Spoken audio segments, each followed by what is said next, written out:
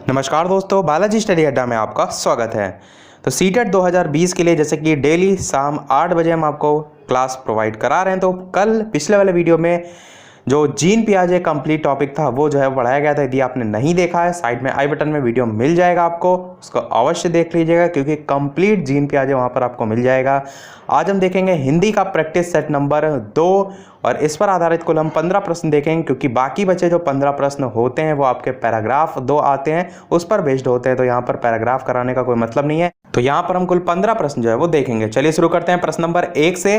पहला प्रश्न कह रहा है कि मंदिरा जो है वो पहली कक्षा में जो है वो पढ़ती है और वह मुझे आम बहुत अच्छा लगता है। ये आपका पूरा एक वाक्य है।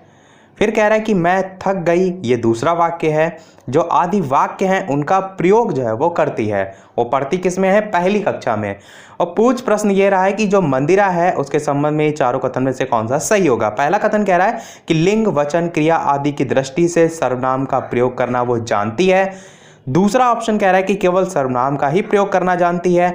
तीसरा ऑप्शन कह रहा है कि केवल लिंग की दृष्टि से ही सर्वनाम का समुचित प्रयोग करना जानती है। और चौथा कह रहा है कि केवल जो मैं वाले वाक्य है वही जो है वो बोल सकती है। तो 4 ऑप्शन है, आपको बताना है इन चारों में से कौन सा जो है वो सही होगा। तो चलिए बात कर लेते हैं उत्तर की। बिल्कुल आपका ऑप्शन नंबर 1 सही होगा कि लिंग, वचन, क्रिया सभी दृष्टि से देखें तो सर्वनाम का जो प्रयोग है वो करना जानती है। अब देखिए वाक्य की बात करते हैं तो यहाँ पर क्या लिखा है? मुझे आम बहुत अच्छा लगता है। तो यहाँ पर मुझे आप जो देख पा रहे हैं, यहाँ पर मैं थक गई में मैं देख पा रहे हैं, ये क्या है? सभी सर्वनाम है। तो मुझे, मैं जो है इससे सर्वनाम का प्रयोग आप कह सकते हैं उसे आता है। अब इसमें लिंग, वचन और क्रिया की बात करते हैं तो प्रयोग किस प्रकार उसने किया है? तो उसने जो है आम जो है उसको एक वचन और जो पुल्लिंग है वो समझते हुए यहाँ पर क्या लगाया है? लगता है। यानी कि आप कह सकते हैं उसे, जो पहला वाला यहाँ पर लिखा था लिंग और दूसरा लिखा था वचन, इसका प्रयोग करना जो है वो जानती है। इसके अलावा आप ये भी कह सकते हैं कि जो दूसरा वाक्य है मैं थक गई, इसमें यदि आप देखिए तो मैं यहाँ पर जो यूज़ हुआ है ये अर्थात वो कह सकते हैं स्वयं को स्त्रीलिंग समझते हुए प्रयोग कर रही है। तो उस आधार पर कह सकते हैं यहाँ पर भी उसने जो लिंग है उसका जो है वो सही प्रयोग किया है क्योंकि मैं थक गई के उसका नाम मंदिरा है तो फीमेल है, तो उसके हिसाब से यहाँ पर गई जो है वो इसने बिल्कुल सही लगाया है। तो इस आधार पर कह सकते हैं लिंग, वचन और क्रिया तीनों की दृष्टि से सर्वनाम का प्रयोग करना वो जो है वो बिल्कुल जानती है। बढ़ते अपने अगले प्रश्न 2 की तरफ कि भाषा जो है नियमों की जानकारी से ही निखरती है, विद्यालय में ही सीखी जाती है, एक नियमबद्ध व्यवस्था है या सदैव व्याकरण के नियमों का ही अनुगमन करती है। और यही प्रश्न प्रैक्टिस सेट नंबर 1 में मैंने आपसे पूछा था और कहा था अगले वाले सेट में हम इसका उत्तर जो है वो देंगे। तो 4 ऑप्शन है, आपको बताना है इन चारों में से कौन सा जो है वो सही होगा। चलिए बात करते हैं उत्तर की। तो ऑप्शन नंबर सी, एक नियमबद्ध व्यवस्था है, ये जो है वो बिल्कुल सही हो जाएगा क्योंकि आप जानते हैं भाषा अपने जो विचार है उसको व्यक्त करने और कह सकते हैं जो दूसरों के विचार हैं उसको ग्रहण करने की एक नियमबद्ध व्यवस्था जो है वो होती है। बढ़ते अपने अगले प्रश्न 3 की तरफ। अगला प्रश्न 3 कह रहा है कि भाषा की पाठ्य पुस्तक का निर्माण करते समय सबसे कम महत्वपूर्ण बिंदु जो है वो कौन सा है? तो पहला ऑप्शन कह रहा है भाषा की जो विभिन्न छटाएं हैं क्या वो सबसे कम महत्वपूर्ण है। दूसरा कह रहा है कि अभ्यास जो है उसमें वैविध्य, अलग अलग विविधताएं क्या वो कम महत्वपूर्ण है। तीसरा है पाठों की संख्या और चौथा कह रहा है विषय वस्तु में वैविध्य। तो 4 ऑप्शन है, आपको बताना है कि पाठ्य पुस्तक जो है यदि उसका निर्माण किया जा रहा है उसमें जो चैप्टर जो है वो लिखे जा रहे हैं उसमें सबसे इन चारों में से क्या कम महत्वपूर्ण है। तो चलिए बात करते हैं उत्तर की। तो पाठों की संख्या आपका बिल्कुल सही हो जाएगा क्योंकि भाषा अलग अलग होनी चाहिए, अलग अलग क्षेत्र से लोग बिलोंग करते हैं। अभ्यास में वैविध्य होना चाहिए ताकि अलग अलग तरीके से लोग सीख सकें। विषय वस्तु यानी कि जो टॉपिक है उसमें भी विविधताएं होनी चाहिए ताकि किसी भी टॉपिक को अच्छे से बच्चा समझ सके, जबकि पाठों की संख्या इतनी महत्वपूर्ण इन चारों ऑप्शन के मुकाबले में कह सकते हैं या कंपैरिजन में कह सकते हैं उतनी महत्वपूर्ण नहीं है। अगला प्रश्न 4 कह रहा है कि एक से अधिक भाषाओं का प्रयोग किसी भी भाषा में निपुणता में बाधक है या कक्षाई जटिलताओं को बढ़ाता है या शिक्षकों के लिए गहन समस्या है या संज्ञानात्मक विकास में सहायक है। तो आपको बताना है एक से अधिक भाषाओं का प्रयोग इन चारों में से कौन सा सही होगा। चलिए बात करते हैं उत्तर की। तो बिल्कुल आपका ऑप्शन नंबर डी सही हो जाएगा। संज्ञानात्मक विकास में जो है वो सहायक होता है एक से अधिक भाषाओं का प्रयोग। अगला प्रश्न कह रहा है पांचवा कि भाषा अर्जन और भाषा अधिगम के संदर्भ में कौन सा कथन सही नहीं है। एक चीज हमेशा ध्यान रखा करिए, जहां पर नहीं लिखा हो उसको तुरंत अंडरलाइन कर लीजिए, क्योंकि काफी बार वही मिस हो जाता है और ऑप्शन आपके गलत हो जाते हैं। सीटेट में क्या होता है, निगेटिव जो आपके सेंस निकलने वाले सेंटेंस होते हैं उसको आप सबसे पहले इग्नोर करते हैं और प्रश्न में नहीं पूछा होता है, वहां पर आप गलती कर देते हैं। तो 4 ऑप्शन है, आपको बताना है इन चारों में से कौन सा जो है वो सही होगा। पहला ऑप्शन कह रहा है कि सांस्कृतिक विभिन्नता भाषा अर्जन और भाषा अधिगम को प्रभावित करने वाला महत्वपूर्ण कारक है। दूसरा ऑप्शन कह रहा है भाषा अर्जन में विभिन्न संकल्पनाएं मातृभाषा में बनती हैं, सभी सही है। तीसरा कह रहा है कि भाषा अधिगम में कभी भी अनुवाद का सहारा नहीं लिया जाता, यही आपका गलत हो जाएगा क्योंकि आपका गलत कथन पूछा था।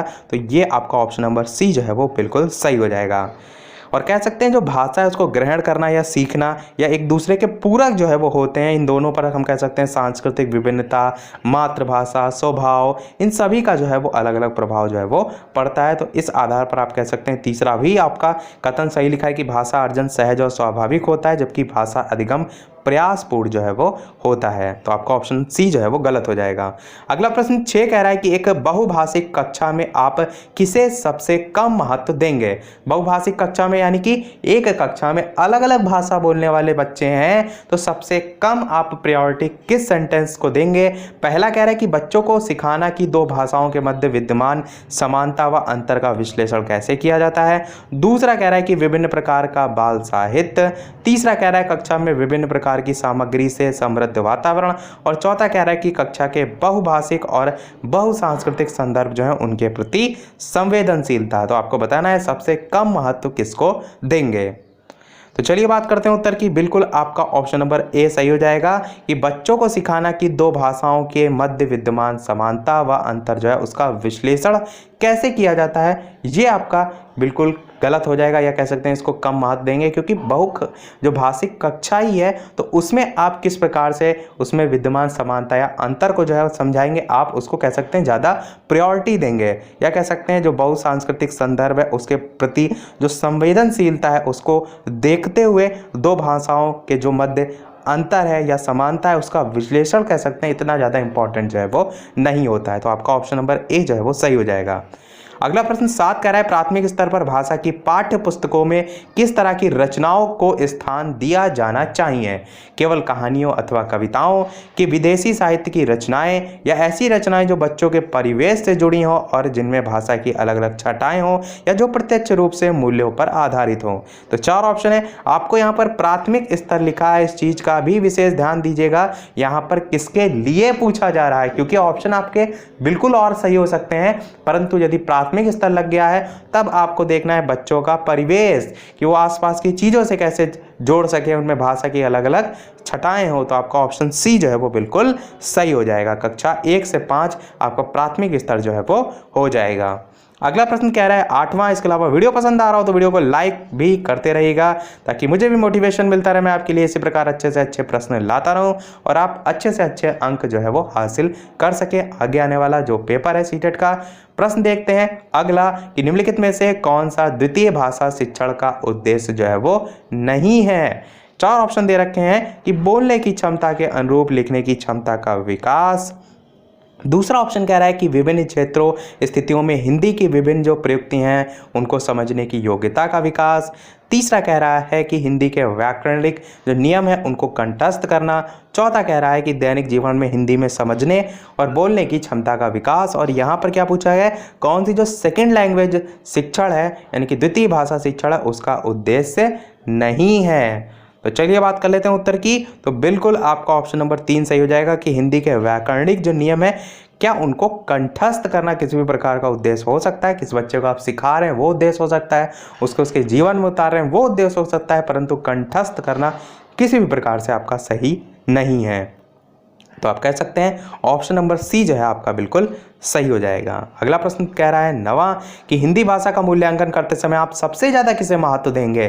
क्या व्याकरणिक नियमों को देंगे, क्या सीखने की जो क्षमता है उसका आकलन को देंगे, या काव्य सौंदर्य को देंगे, या निबंध लिखने की योग्यता को देंगे? प्रश्न क्या है कि हिंदी भाषा का आप मूल्यांकन कर रहे हैं और इसके संबंध में यहाँ पर पूछा गया है। तो 4 ऑप्शन है। बात करें उत्तर की, बिल्कुल आपका ऑप्शन नंबर बी सही हो जाएगा कि सीखने की जो क्षमता है उसका आकलन, ये जो है आपका बिल्कुल सही हो जाएगा। हिंदी भाषा का आप कह सकते हैं मूल्यांकन करते समय अधिगम की जो क्षमता होती है उसका आकलन करना या सीखने की जो क्षमता का आकलन करना होता है वो सबसे ज़्यादा महत्वपूर्ण होता है। तो यही आपका बिल्कुल सही हो जाएगा। जबकि जो व्याकरणिक नियम है ये सभी कह सकते हैं रटंती विद्या पर आती हैं, तो इस टाइप के ऑप्शन को आपको नेग्लेक्ट जो है वो करना होता है। अगला प्रश्न 10 कह रहा है कि निम्नलिखित में से कौन सा बच्चों की भाषिक क्षमता के आकलन का सबसे उचित तरीका है? संज्ञा शब्द जो है उनके 2 उदाहरण दीजिए। दूसरा कह रहा है कि बादल, आसमान, चिड़िया, बच्चे आदि संज्ञा शब्दों का प्रयोग करते हुए एक कहानी लिखिए। तीसरा ऑप्शन कह रहा है कि संज्ञा की परिभाषा को पूरा कीजिए। और चौथा ऑप्शन कह रहा है कि संज्ञा को परिभाषित कीजिए। तो आपको क्या बताना है कि कौन सा बच्चों की जो भाषिक क्षमता है उसके आकलन का सबसे बेस्ट तरीका जो है वो इनमें से हो जाएगा। तो 4 ऑप्शन है। बात करें उत्तर की, बिल्कुल आपका ऑप्शन नंबर 2 सही हो जाएगा कि बादल, आसमान, चिड़िया, बच्चे आदि संज्ञा शब्दों का प्रयोग करते हुए एक कहानी लिखिए। अब यहाँ पर कहानी की बात क्यों की गई है? क्योंकि बच्चे लेते हैं इसमें इंटरेस्ट। प्रश्न में क्या गया है, कौन से बच्चों की भाषिक क्षमता जो है उसके आकलन का सबसे बेस्ट तरीका है? तो कहानी में लेते हैं बच्चे इंटरेस्ट, इसलिए आपका बादल, आसमान, चिड़िया ये सभी कह सकते हैं बच्चे आदि संज्ञा जो शब्द है उनका प्रयोग करते हुए कहानी लिखिए, बिल्कुल सही हो जाएगा। पढ़ते अपने अगले प्रश्न 11 की तरफ कि जो बच्चे हैं उनकी मौखिक अभिव्यक्ति का विकास करने के लिए सबसे कम प्रभावी तरीका कौन सा है? मौखिक अभिव्यक्ति यानी कि जो बोलने की क्षमता होती है, मौखिक मतलब बोलना, अभिव्यक्ति मतलब अपने विचारों को प्रकट करना। तो 4 ऑप्शन है, संवाद, अदायगी, व्याकरण आधारित संरचना अभ्यास, अपने अनुभव जो है उनका वर्णन, या बातचीत करना। प्रश्न क्या है, पूछा गया सबसे कम प्रभावी तरीका जो है वो कौन सा होगा? तो 4 ऑप्शन है। चलिए बात करते हैं उत्तर की, बिल्कुल आपका ऑप्शन नंबर 2 सही हो जाएगा, यानी कि व्याकरण आधारित संरचना अभ्यास। मौखिक अभिव्यक्ति के अंतर्गत क्या है, संवाद करना भी आता है, यानी कि संवाद अदायगी भी आ जाएगा। अपने जो अनुभव हैं उनका वर्णन करना भी आता है, क्योंकि मौखिक अभिव्यक्ति में आप सामान्यता करते हैं। बातचीत करना भी कह सकते हैं उसमें आता है, इसलिए आपका व्याकरण आधारित संरचना अभ्यास ये किसी भी प्रकार से मौखिक अभिव्यक्ति के विकास के लिए जो है उपयोगी नहीं है। यही आपका ऑप्शन सही हो जाएगा। अगला प्रश्न 12 कह रहा है कि भाषा सीखने के लिए कौन सा कारक सर्वाधिक महत्वपूर्ण है? 4 ऑप्शन दे रखे हैं, आपको बताना है इन चारों में से कौन सा जो है वो सही होगा। ऑप्शन ए, बी, सी या डी। तो चलिए बात करते हैं उत्तर की, बिल्कुल आपका ऑप्शन नंबर 1 सही हो जाएगा कि समृद्ध भाषिक वातावरण जो है ये सबसे ज़्यादा जरूरी होता है भाषा सीखने के लिए। यानी कि जो आसपास का वातावरण है, भाषिक वातावरण है, वो किसी भाषा को सीखने का सबसे बेस्ट जो है वो तरीका कह सकते हैं, या सबसे महत्वपूर्ण कारक कह सकते हैं, वो जो है वो होता है। जैसे आप देखते हैं किसी भी क्षेत्र में आप रहते हो, वहाँ का जो आसपास का वातावरण होता है उसका प्रभाव आप पर बहुत पड़ता है। जैसे आप देखते हैं आप गांव में रहते हैं तो गांव की जो लैंग्वेज होती है उसका बहुत इफेक्ट पड़ता है। अब गांव में जैसे आपको खाना लेना तो आप क्या कहते हैं कि हमहू खाना खइबे, हमहू परस देहो खाना, इस टाइप की लैंग्वेज जो है वो वातावरण का प्रभाव पड़ रहा है। यही चीज़ आप शहर में रह रहे हैं या कह सकते हैं उस क्षेत्र में रह रहे हैं जहाँ पर जो लैंग्वेज है थोड़ा सा अलग है, जो गाँव से हट कर है, तो वहाँ आप कह सकते हैं मुझे भी खाना चाहिए, तो वातावरण का आप कह सकते हैं बहुत प्रभाव पड़ता है। तो सीखने के लिए भी सर्वाधिक महत्वपूर्ण कारक में सर्वाधिक भाषिक जो आपका ऑप्शन नंबर ए है जो है वो सही हो जाएगा। पढ़ते हैं अपने अगले प्रश्न 13 की तरफ कि दृष्टिबाधित जो बच्चे हैं उनको भाषा सिखाते समय 4 ऑप्शन दे रखे हैं, आपको बताना है कौन सा सही होगा। अधिक से अधिक मौखिक भाषा का प्रयोग करना चाहिए। किसको लेकर पूछा गया? दृष्टिबाधित बच्चों को लेकर, ये ध्यान में रखिएगा। दूसरा कह रहा है कि उन्हें कक्षा में अलग बैठाना चाहिए। आप क्या ऐसा करेंगे कि किसी प्रकार का इस प्रकार से ग्रस्त कोई बच्चा है, दृष्टिबाधित है, उसको अलग बैठा देंगे? आप कहेंगे बिल्कुल नहीं, ऑप्शन को सीधे काट दीजिए। तीसरा कह रहा है कि उन्हें विभिन्न भाषिक गतिविधियों में शामिल नहीं करना चाहिए। नहीं कैसे हो सकता है? तो आपका बिल्कुल ऑप्शन काट दीजिए। चौथा कह रहा है कि कम पाठ वाली जो पाठ्य पुस्तक है उसका निर्माण किया जाना चाहिए। ये भी आपका बिल्कुल सही नहीं होगा। सबसे ज़्यादा सही होगा अधिक से अधिक मौखिक भाषा का प्रयोग करना चाहिए, यही आपका जो है वो बिल्कुल सही हो जाएगा। क्योंकि दृष्टिबाधित बच्चा है तो कानों से सुनी जो बात होती है उसको बहुत अच्छे ढंग से ग्रहण करता है, उसके सुनने की क्षमता भी कह सकते हैं अन्य के मुकाबले काफ़ी तेज होती है। तो भाषा सिखाते समय अधिक से अधिक मौखिक भाषा का प्रयोग जो है वो सही हो जाएगा। बढ़ते अपना अगला प्रश्न 14 की बहुभाषिकता। 4 ऑप्शन दे रखे हैं। भाषा सिखाने में बहुत बड़ी बाधा है, भाषाई समृद्धि जो है उसको खतरे में डालती है, भाषा सीखने में बाधा उत्पन्न करती है, या भाषा सीखने में एक महत्वपूर्ण संसाधन है। और 4 ऑप्शन दे रखे हैं, आपको बताना है इन चारों में से कौन सा सही होगा। चलिए बात करते हैं उत्तर की। बिल्कुल आपका ऑप्शन नंबर डी सही हो जाएगा कि भाषा सीखने में एक महत्वपूर्ण संसाधन होता है बहुभाषिकता। ये आपका ऑप्शन नंबर डी जो है वो सही हो जाएगा। अगला प्रश्न देखते हैं और लास्ट प्रश्न हमारा ये 15। इसके बाद एक प्रश्न हम आपसे भी पूछेंगे, तो लास्ट तक बने रहिएगा वीडियो के। और इसके अलावा वीडियो को प्लीज़ ज़्यादा से ज़्यादा लाइक कीजिए, मुझे मोटिवेशन मिले। इतनी सारी मेहनत करने के बाद वीडियो पे वही डेली के लाइक्स रहते हैं, उसको थोड़ा सा बढ़ाइए, मुझे भी अच्छा लगे कि मैं आपके लिए मेहनत कर रहा हूँ, बेकार नहीं जा रही है। बढ़ते हैं चलिए लास्ट प्रश्न की तरफ। 15 प्रश्न कह रहा है कि बच्चे विद्यालय आने से पहले भाषा के जो चारों कौशल हैं उस पर पूरा अधिकार रखते हैं। दूसरा कह रहा है कि अपनी भाषा की नियमबद्ध व्यवस्था की व्यवहारिक कुशलता के साथ आते हैं।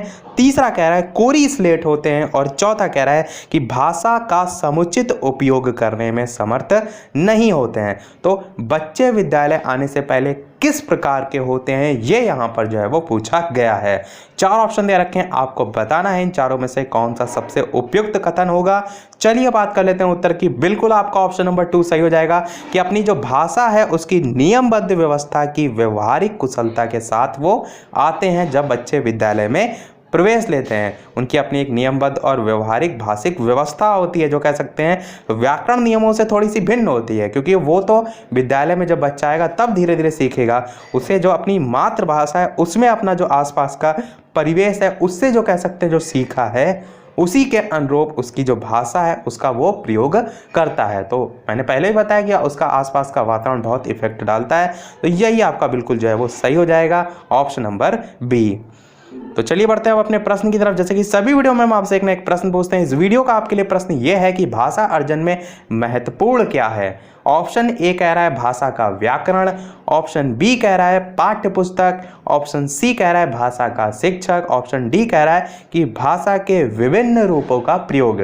तो सबसे अधिक महत्वपूर्ण भाषा अर्जन में इन चारों में क्या है, option A B C D type करके अवश्य बताइएगा वीडियो के मेन कमेंट में कि इन चारों में से कौन सा सही होगा। तो इसी के साथ हमारे आज का वीडियो जो है वो सेट जो है वो समाप्त होता है। आज के वीडियो में इतना ही।